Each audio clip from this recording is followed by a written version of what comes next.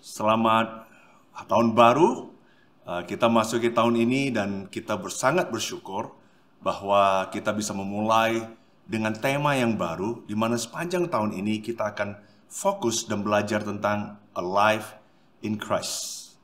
Bagaimana kita bisa menjadi hidup di dalam Kristus.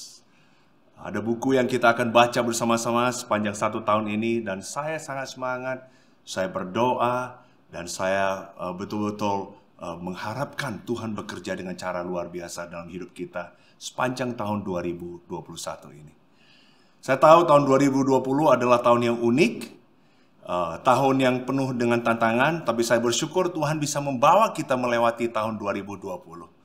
Nah, kita akan memulai bersama-sama tahun 2021 dengan belajar dari tema No Other Foundation. Jadi tidak ada dasar lain lagi selain daripada Kristus. Kita sepanjang 1 bulan Januari ini akan belajar bagaimana kita bisa membangun secara kerohanian kita, membangun jemaat kita di atas dasar Yesus Kristus. Mari kita berdoa bersama-sama. Tuhan, kami bersyukur bahwa kami bisa memulai tahun 2021 dengan Engkau. Bantulah Tuhan supaya kami bisa belajar Tuhan, apa artinya membangun di atas dasar Engkau sendiri. Bantu kami menjadi orang yang bukan hanya semakin bertambah pengetahuan kami, tapi kami juga mendapatkan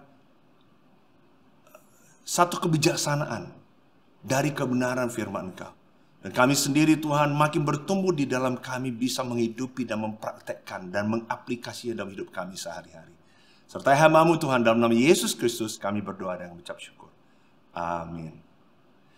Kita tahu bahwa di dunia, walaupun kita tahu kita ini adalah umat manusia, tapi dunia ini membagi kita atas 11 pembagian. Baik itu demografi, ekonomi, secara suku bangsa kita, atau secara seks, secara geografi, secara bahasa, secara pendidikan, secara rohani. Ada 11 pembagian, sehingga hari ini kalau kita lihat begitu banyak pembagian yang ada. Tapi hari ini kita akan lihat bahwa di mata Tuhan, Tuhan nggak melihat itu 11. Tapi Tuhan melihat itu sebagai 2 bagian. Kita akan sama-sama belajar di buku 1 Korintus. Ini adalah jemaat yang Paulus mulai dan dia bangun. Dan dia tinggal di sana selama 1,5 tahun. Dan saat itu dia harus pergi dan meninggalkan jemaat. Dan satu hari dia mendapatkan jemaat sudah berumur kira-kira 5 tahun. Masih muda tapi juga masih belum terlalu tua. Tapi jemaat itu sendiri sangat banyak dipengaruhi oleh keduniawian yang ada dari luar. Justru yang diharapkan Paulus adalah bagaimana jemaat ini bisa mempengaruhi dunia. Tapi yang terjadi dunia, budaya mereka, kultur mereka, apa yang banyak dihidupi orang sekitar mereka, itulah yang sudah mulai masuk ke dalam jemaat. Di 1 Korintus 2, Paulus katakan ada 2 jenis aja di mata Tuhan. Satu, manusia duniawi atau naturalnya dalam daging. Dan satu lagi adalah manusia rohani. Manusia duniawi itu tidak menerima Roh Kristus. Mereka bisa datang ibadah, bahkan mungkin mendengar khotbah seperti hari ini mendengar, tapi mereka nggak akan pernah bisa mengerti. Tapi manusia rohani adalah manusia yang sudah lahir baru. Makanya disebut manusia rohani. Jadi di mata Tuhan hanya 2. Orang yang nggak percaya atau orang yang percaya. Orang yang tidak diselamatkan atau orang yang kudus di mata Tuhan. Nah kemudian sesudah itu dia mulai bicara di buku 1 Korintus 3. Yang menjadi tema kita pada bulan ini. Di 1 Korintus 3, dia mulai bicara, oke, sekarang saya mau bicara hanya kepada manusia rohani saja. Yaitu kepada orang-orang yang sudah diselamatkan dan sudah lahir baru, sudah dikuduskan oleh Tuhan. Dan dia bilang, itu pun di antara ini ada 2 kategori juga. Sama-sama manusia rohani. Sudah lahir baru. Roh Kudus sudah tinggal di dalam dia. Tetapi bedanya, Satu ini yang stagnan, tidak bertumbuh. Yang satu lagi yang senantiasa bertumbuh. Nah, inilah yang akan kita bahas bersama-sama hari ini. Kita baca di 1 Korintus 3 ayat yang pertama. Dan aku, saudara-saudara, pada waktu itu tidak dapat berbicara dengan kamu seperti dengan manusia rohani, tetapi hanya dengan manusia duniawi yang belum dewasa dalam Kristus. Susulah yang kuberikan kepadamu, bukanlah makanan keras, sebab kamu belum dapat menerimanya. Paulus ingat saat ketika dia baru memulai jemaat, dan orang-orang di Korintus mulai menjadi murid dia, dan mereka masih bayi Kristen. Karena itu dia belum bisa kasih makanan keras, karena sifat, nature daripada bayi adalah minum susu, belum punya gigi mereka. Gak mungkin mereka bisa ngunyah sendiri. Jadi Paulus tahu mereka masih bayi, makanya dia kasih susu. Kasih cerita-cerita tentang Yesus. Kasih cerita tentang prinsip-prinsip bagaimana menjadi pengikut Yesus, menjadi Kristen. Asas-asas dasar saja. Dan itu yang dia berikan. Karena dia bilang saat itu kamu belum bisa menerima, belum ada gigi. Dan itu normal. Tapi sesudah itu dia mulai bicara. Dan sekarang pun kamu belum dapat menerimanya. Karena kamu masih manusia duniawi. Nah, ini yang jadi masalah. Ini sudah 5 tahun berlalu, kok kamu masih minum susu? Jadi istilahnya sekarang dia bicara, kalau kamu hanya baby Christian, saya bisa ngerti kamu minum susu. Tapi sekarang kamu harusnya sudah berdewasa. Saya mau tanya kepada kita semua di sini. Kalau kita menemukan anak kita sudah umur 10 tahun, umur 15 tahun, masih minum susu dan belum mau ngunyah sendiri. Kita anggap itu normal atau enggak? Enggak. Dan inilah yang Paulus katakan, ini kamu sebenarnya sudah manusia rohani. Kamu punya Roh Kudus, kamu bisa dipimpin Roh Kudus. Kamu harusnya memiliki buah Roh Kudus. Tapi kamu bersikap sepertinya kamu itu masih duniawi. Padahal kamu bukan lagi manusia duniawi, kamu sudah manusia rohani. Dan dia mulai kasih tahu beberapa karakteristik daripada orang-orang seperti itu, di mana orang itu tidak bertumbuh, orang itu tidak dewasa, masih immature. Dia katakan, sebab begini, jika di antara kamu ada iri hati dan perselisihan, bukankah hal itu menunjukkan bahwa kamu manusia duniawi dan bahwa kamu hidup secara manusiawi? Ini 2 tanda pertama. Iri hati dan perselisihan. Iri hati artinya begini. Lihat orang lain senang, kitanya nggak senang. Lihat orang lain lagi menderita, nggak senang, justru kita senang. Karena fokus kita adalah diri kita sendiri. Kita lihat orang lain di-encourage, dipuji, kita nggak suka. Itu adalah ciri-ciri daripada orang-orang yang tidak dewasa. Orang yang dewasa kebalikan.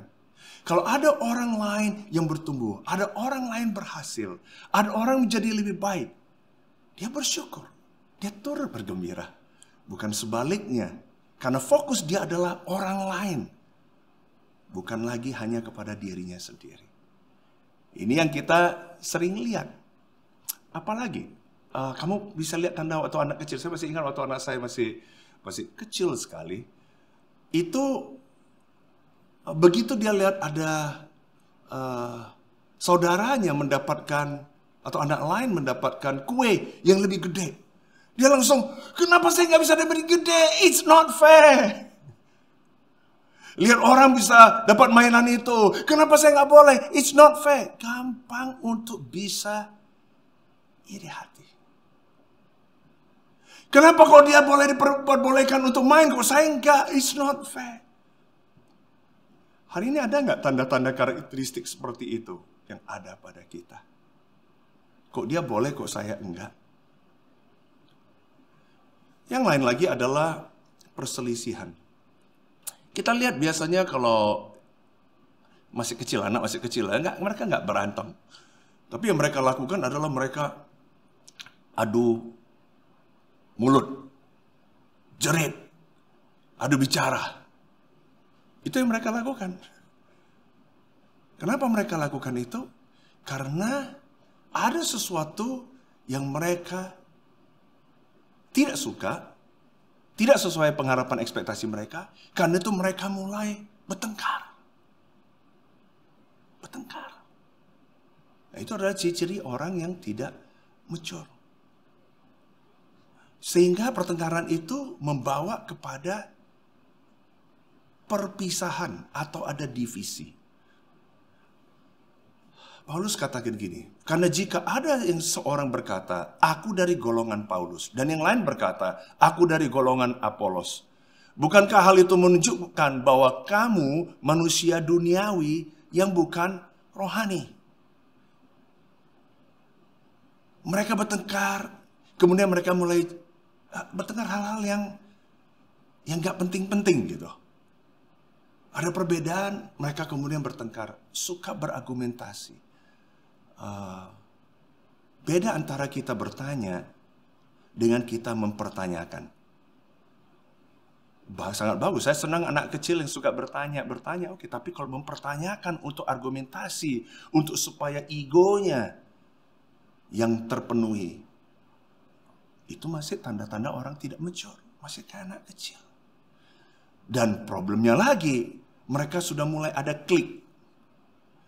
Dia mulai mendapatkan orang-orang yang bisa sekongkol dengan dia atau membela dia.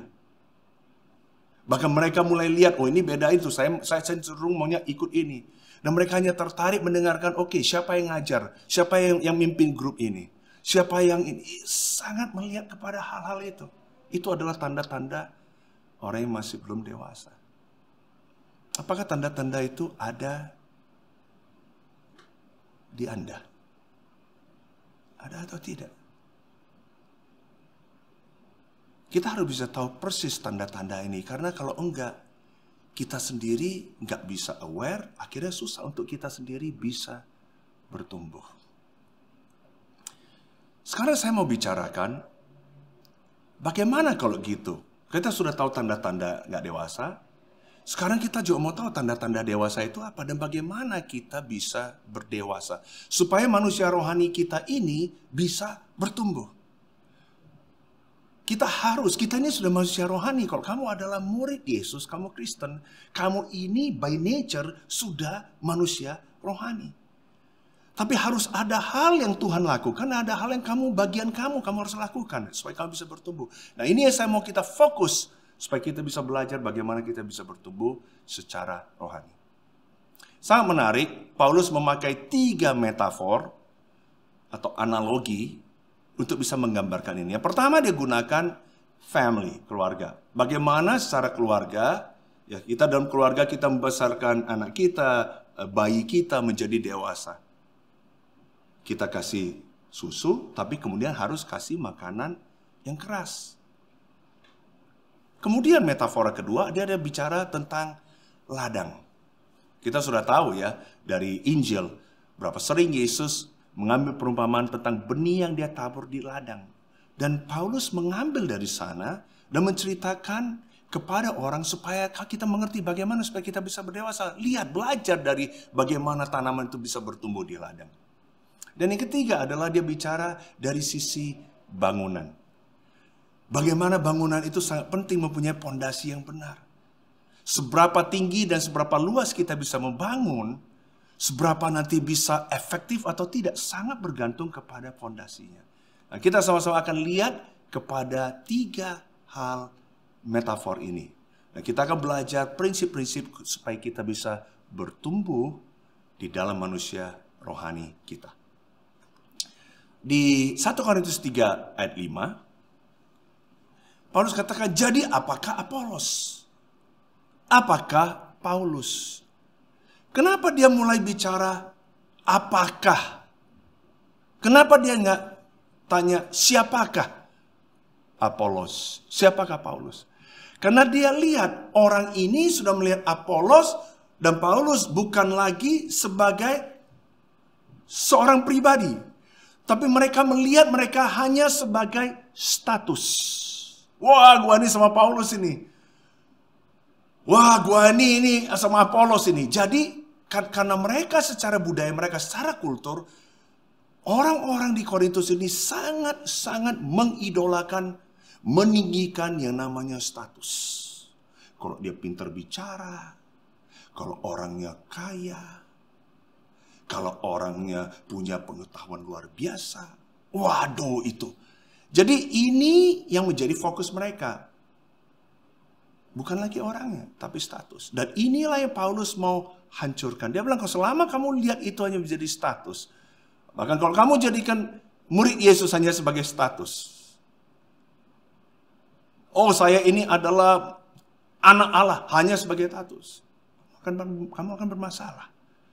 Jadi dia bilang jangan lihat itu.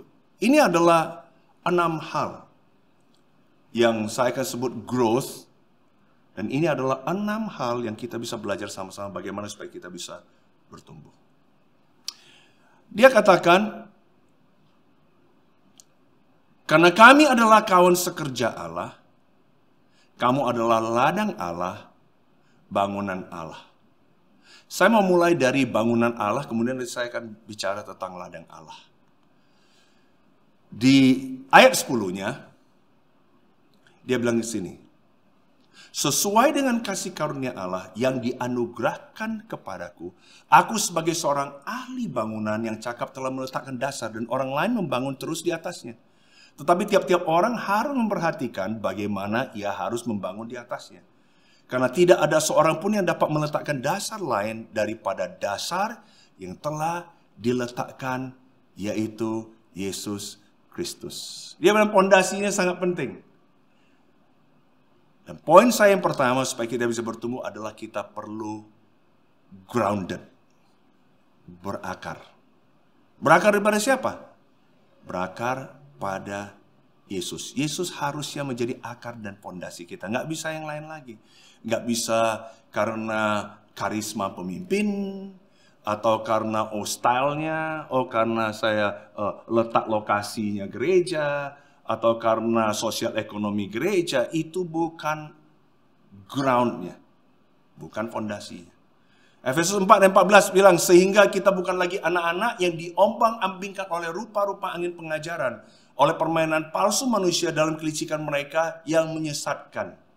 Kenapa Paulus di buku Efesus katakan tentang itu? Kenapa dia katakan lagi bukan lagi anak-anak? Karena anak-anak ciri-ciri yang tidak dewasa itu gampang untuk diombang-ambingkan. Kenapa? Karena mereka tidak grounded, tidak berakar. Hari ini saya tahu ya, masa COVID banyak sekali orang kemudian inilah, karena sekarang ada waktu di rumah, ada melalui YouTube atau apa. Saya mau kita tahu, bagi kita yang sudah lebih berdewasa sebagai Kristen, penting untuk kita memastikan saudara-saudari kita yang masih muda dalam Kristus untuk berakar di dalam ajaran yang sehat. Karena banyak sekali orang cuma mau, dan tanpa disadari mereka nggak bisa bedakan ini ajaran sehat atau enggak. Dan mereka hanya ambil begitu saja. Dan ini yang Paulus katakan, hati-hati kalau nggak mereka bisa diombang-ambingkan berupa-rupa pengajaran. Bahaya sekali. Dan ini tugas kita bagian dewasa untuk membimbing, memastikan adik-adik kita bisa bertumbuh secara rohani. Makanya kita kelas pelajaran lanjutan. Kita harus pastikan bahwa orang terus bertumbuh supaya betul-betul terus dibimbing, supaya betul-betul kita bisa grounded. Dan hal yang kedua adalah relationship. Grounded itu bukan cuma soal pengetahuan Alkitabnya. Bukan hanya cuma tahu, oke, ini adalah doktrinnya. Tetapi bagaimana ini bisa dihidupi. Di 1 Korintus 3:16 katakan, tidak tahukah kamu bahwa kamu adalah bait Allah dan bahwa Roh Allah diam di dalam kamu. Dulu di perjanjian lama orang pikir, waduh mereka buat tenda, tabernakel itu, kemudian mereka buat bait Allah. Karena mereka perlu secara fisik, karena mereka tahu, oh kalau di sana berarti Tuhan ada di sana. Padahal Tuhan nggak butuh tempat itu, mereka yang mau buat. Mereka merasa kalau mereka datang ke bait Allah, itu Tuhan berada. Tapi kita hidup dalam perjanjian baru, luar biasa. Kita sendiri sekarang menjadi bait Allah Tuhan. Kita bukan bangunan mati, ini bangunan yang hidup. Dan Tuhan sendiri mau punya personal relationship dengan kita. Bahkan hanya dengan kita, dia bahkan mau kita punya hubungan satu sama lain dengan baik. Dia bilang jika ada orang yang membinasakan bait Allah, maka Allah akan membinasakan dia. Sebab bait Allah adalah kudus dan bait Allah itu ialah kamu. Tuhan bilang bait Allah ini bukan tempat, it is you. Ini relationship. Makanya kita di sini jangan kita gosipkan, jangan kemudian kita di sini menjelekkan atau kita menghancurkan spirit saudara-saudari kita. Mengapa? Karena itu adalah bait Allah. Kenapa kita di sini harus bisa mengampuni secepatnya? Kenapa kita di sini harus tidak iri hati? Kenapa kita di sini tidak boleh dendam? Dan kenapa kita di sini harus kasih kata-kata yang membangun bukan yang menghancurkan? Karena kalau kita lakukan itu, kita menghancurkan siapa? Tuhan sendiri. Ini adalah bait Allah dan Tuhan bilang barang siapa lakukan itu, saya sendiri pun mau membinasakan mereka. Mari kita di sini melihat saudara-saudara kita, lihat jemaat sebagai orang-orang yang berarti bagi Tuhan, orang kudus. Jangan kita di sini jelekkan, hancurkan, gosipkan. 1 Korintus 2 ayat 1. Dia bilang ini relationship penting ya. Pondasinya betul Yesus, tapi relationship dengan Yesus penting. Dia bilang di 1 Korintus 2 ayat 1 dan 2. Demikian pula ketika aku datang kepadamu saudara-saudara, aku tidak datang dengan kata-kata yang indah atau dengan hikmat untuk menyampaikan kesaksian Allah kepada kamu. Sebab aku telah memutuskan untuk tidak mengetahui apa-apa di antara kamu selain Yesus Kristus, yaitu Dia yang disalibkan. Ini bukan tentang informasi tentang Yesus. Ini adalah tentang relationship dengan Yesus. Efesus 4 ayat 15. Tetapi dengan teguh berpegang kepada kebenaran. Kenapa kita harus teguh berpegang dan bagaimana caranya? Dia bilang di dalam kasih kita bertumbuh di dalam segala hal ke arah Dia. Kristus yang adalah kepala. Dia adalah kepala. Dan justru dari kepalanya, dari dianya. Kalau kita grounded di dia bilang daripada nyala seluruh tubuh yang rapi tersusun dan diikat menjadi satu oleh pelayanan semua bagiannya. Sesuai dengan kadar pekerjaan tiap-tiap anggota. Menerima pertumbuhannya dan membangun dirinya dalam kasih. Kita bisa lihat kasih itu sangat penting. Kamu harus grounded. Tapi harus dibungkus dengan kasih di dalam relationship itu. Yang ketiga, obstacles. Tantangan. Ujian. Itu penting. Dia katakan bagaimana orang membangun. Dia bilang entahlah orang membangun di atas dasar ini. Udah jelas dasarnya Yesus, oke. Kalau kamu mulai dengan itu, amin itu bagus. Tapi bagaimana dan apa yang kamu bangun di atasnya, ini juga menentukan, dia bilang. Karena ada yang membangun dengan emas, perak, batu permata, ada yang dengan kayu, rumput kering, atau jerami. Sekali kelak pekerjaan masing-masing orang akan nampak. Jadi bukan sekarang ini. Nanti satu hari akan kelihatan pekerjaannya apa. Karena hari Tuhan akan menyatakannya. So, ia akan nampak dengan api dan bagaimana pekerjaan masing-masing orang akan diuji oleh api itu. Jika pekerjaan yang dibangun seorang tahan uji, ia akan mendapat ubah. Jika pekerjaannya terbakar, ia akan menderita kerugian, tetapi ia sendiri akan diselamatkan. Tetapi seperti dari dalam api. Dasarnya adalah Kristus. Sekarang kamu dan saya adalah murid, kita akan bangun di atasnya. Tapi apa yang kita pakai? Bahan apa kita pakai untuk bangun? Materialnya apa? Materialnya harus benar. Karena dia bilang kalau kita pakai emas, perak, batu permata, itu akan tahan dan permanen. Itu sangat berharga. Itu susah untuk dapatkan emas itu kamu harus, harus digging ya. Harus betul-betul cari ke dalam, menggali. Susah didapat. Tapi ini indah. Tapi kalau kamu bangun dengan kayu, rumput, kering, atau jerami, itu hanya sementara. Nggak bertahan dia. Dan itu murah. Gampang juga diperoleh. Kamu bisa pergi kemana, kamu bisa dapat ini udah. Tapi itu tidak indah, itu hanya biasa saja. Hari ini, kamu mungkin berdoa. Ada di antara kita di sini mungkin sibuk dengan buat ini, buat itu, buat itu. Nggak, kita katakan itu pelayanan. Dan kita anggap itu baik semuanya. Tapi di mata Tuhan pada akhirnya hanya yang berarti bagi Tuhanlah yang bertahan. Yang tidak berarti akan terbakar. Jadi bayangkan, saya mau tanya kita di sini, selama kamu menjadi murid Yesus, kamu datang gereja, kamu pelayanan, mungkin ada di antara kita di sini melihat ini ada hal yang lebih penting, hal itu lebih penting, dan kita atas nama pelayanan. Saya mau katakan, ada hal yang kita bangun, ada hal yang kita lakukan yang satu hari itu akan dibakar. Dan bayangkan berapa jam, berapa bulan dari hal-hal itu yang terbuang begitu saja. Karena bagi Tuhan bukan itu yang saya inginkan. Dan bukan itu yang menyenangkan saya. Terus terang, saya percaya satu hari ya liturgi yang dibuat di gereja-gereja. Itu akan Tuhan buang, Tuhan nggak peduli itu. Bagi Tuhan nggak, tapi hari ini orang ada berantem tentang masalah liturgi. Style-style itu ada begini, itu akan terbakar, nggak ada guna. Tapi doa kita, kemurnian kita, kecintaan kita kepada firman Tuhan, itulah yang akan bertahan. Coba lihat, apa yang hari ini kita lakukan, yang kita bangun, yang satu hari kita tahu akan sirna. Mari kita bangun, mari kita lakukan hal-hal yang kita tahu itu akan lasting. Di ayat 18-20, dikatakan, kamu bukan hanya sekarang harus bangun dengan material yang benar, tapi kamu juga harus bangun dengan wisdom yang benar. Jangan pakai wisdom dunia. Hari ini ada orang cara bangun perusahaan, dia pakai untuk bangun kerajaan Tuhan. Kalau kita mau pakai itu, kita cari yang bertalenta, kita cari yang namanya kelihatannya hebat, impresif, yang punya power, yang itu kita akan cari. Tapi kita lihat bagaimana Yesus membangun kerajaan dia. Dia cari orang-orang yang gak terpandang di dunia. Dia bangun mereka atas dasar kerohanian, kerendahan hati. Bukan atas dasar power, kuasa, talenta yang hebat. Enggak. Jadi ingat, bukan hanya material saja harus benar, wisdomnya pun harus benar. Dan dia tutup di ayat 21, katakan motivasinya pun harus benar.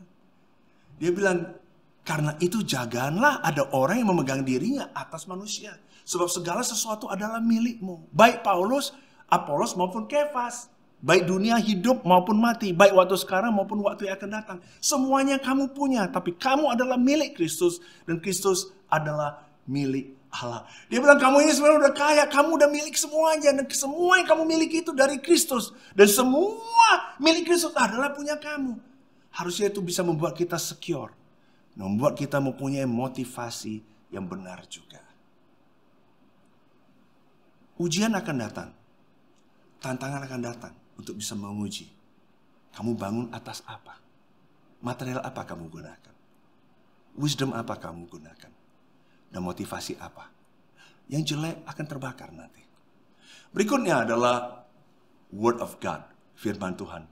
Kita tahu ya bahwa benih itulah yang memberikan kehidupan. Yang memberikan kehidupan itu dan memberikan pertumbuhan itu adalah Tuhan. Bukan yang nanam. Yang nanam nggak bisa kasih pertumbuhan pada benih atau firman itu sendiri. Yang nyiram nggak bisa memberikan kehidupan. Hanya Tuhan sendiri yang bisa memberikan pertumbuhan. Beda ya tanaman yang asli dengan tanaman yang palsu. Tanaman yang asli itu kita lihat itu bertumbuh. Kalau tanaman yang palsu ya kelihatan cantik. Tapi tidak hidup. Mau tunggu sampai 10 tahun juga nggak bertumbuh juga. Kamu mau tanaman asli atau mau tanaman palsu? 1 Korintus 3 ayat 5. Paulus bilang begini. Jadi apakah Apolos, apakah Paulus, pelayan-pelayan Tuhan yang olehnya kamu menjadi percaya? Masing-masing menurut jalan yang diberikan Tuhan kepadanya. Aku menanam, Apolos menyiram, tapi Allah lah yang memberikan pertumbuhan. Jadi apa? Apa yang paling penting bagi dia? Firman Tuhan yang penting. Itu yang Tuhan, itu yang memberikan kehidupan. Bukan kita si pekerjanya atau si pelayannya. Bukan itu. Jadi kita juga harus tahu firman Tuhan ini jangan kita cuma susu, kita harus makanan keras juga. Ibrani 5 ayat 11 katakan, tentang hal itu banyak yang harus kami katakan, tapi yang sukar untuk jelaskan, karena kamu telah lamban dalam hal mendengarkan. Sebab sekalipun kamu ditinjau dari sudut waktu sudah seharusnya menjadi pengajar, kamu masih perlu lagi diajarkan azas-azas pokok dari pernyataan Allah. Dan kamu masih memerlukan susu, bukan makanan keras. So, barang siapa masih memerlukan susu, ia tidak memahami ajaran tentang kebenaran. Sebab ia adalah anak kecil. Tetapi makanan keras adalah untuk orang-orang dewasa yang karena mempunyai panca indera yang terlatih. Untuk membedakan yang baik daripada yang jahat. Kalau susu, kita cuma tahu ajas-ajas pokok. Cuma tahulah, itu pengetahuannya. Kita tahu Yesus adalah Tuhan dan Juru Selamat. Tapi dibilang kalau kamu makan makanan keras, berarti kamu bisa bawa itu, firman itu, yang kamu sudah mengerti, dan kamu bisa hidup dalam hidup kamu, sehingga kamu bisa ambil keputusan, ini baik atau benar. Ciri-ciri orang yang berdewasa adalah orang yang dalam menghidupi, dan dalam menghadapi hidup dia sehari-hari, tantangan baik di dalam kerjaan, baik dalam hubungan dia dalam keluarga, pernikahan, dengan anak, dengan orang tua, ataupun di dalam hal kemurnian dia, pergumulan dia, setiap kali senantiasa dia akan bilang, apakah yang firman Tuhan katakan? Dan bagaimana saya dalam situasi ini, saya bisa aplikasikan dalam hidup saya. Itu adalah ciri-ciri orang yang dewasa. Orang yang tidak berdewasa akan senantiasa bertanya terus. Dan saya nggak ada bilang salah untuk bertanya. Tapi akan bertanya.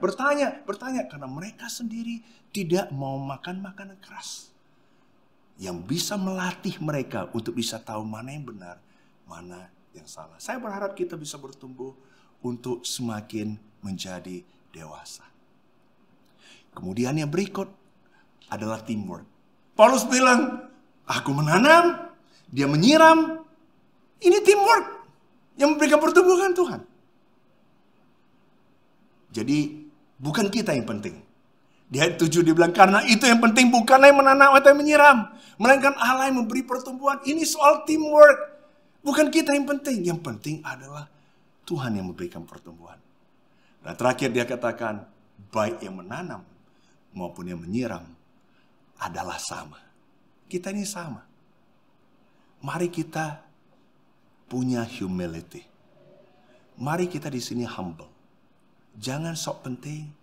Jangan sok ambil kredit. Kita ini sama. Kita cuma diminta Tuhan untuk lakukan bagian kita, pekerjaan kita sesuai dengan karunia Dia sudah berikan. Dan ini adalah 6 hal yang bisa membantu kita untuk bisa bertumbuh di dalam manusia rohani kita. Growth. Yang pertama adalah grounded. Kedua adalah relationship. Yang ketiga adalah obstacles. Yang akan menguji apa, atas bahan apa, motivasi kita, maupun wisdom apa kita pakai. Dari keempat adalah word of God. Itu sangat penting. Mari kita di sini bertumbuh bukan hanya susu, tapi mulai makanan keras. Dan kita perlu teamwork. Dan pada akhirnya kita semua sama. Karena itu kita butuh humility. Saya berharap kita pada tahun ini sama-sama bisa bertumbuh. Dan kita bertumbuh atas dasar Kristus itu sendiri. Semoga ini memberkati kita semua. Mari kita berdoa. Tuhan, terima kasih. Karena Yesus mati di kayu salib, membangun jemaat yang menjadi dasar bagi kami semua. Biarlah Tuhan tahun ini kami semua di sini dengan karunia yang Engkau sudah berikan, berkat yang Engkau sudah berikan. Biarlah Tuhan kami semua di sini bisa memiliki pertumbuhan dalam manusia baru kami. Bantu kami untuk menanggalkan manusia duniawi kami. Dan mari kami bertumbuh terus supaya semakin hari semakin seperti Kristus. Dalam nama Yesus Kristus kami berdoa dan mengucap syukur. Amin.